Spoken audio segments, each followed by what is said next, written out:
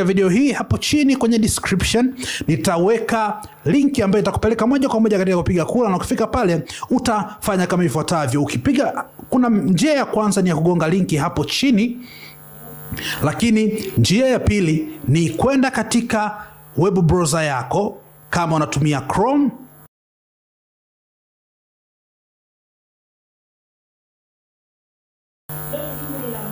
utaenda kwenye Chrome yako, uwanja wa kusearch, then utasearch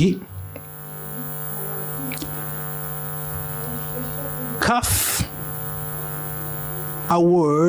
Awards, maneno kama haya ambayo ninaya search, CAF Awards goti.com. Baada ya hapo then utabonya go, na itakupeleka moja kwa moja kwenye uwanja wa wale ambao wapo katika kinyang'anyiro hicho. Utaona listi ya wachezaji wengi mbalimbali, lakini kumbuka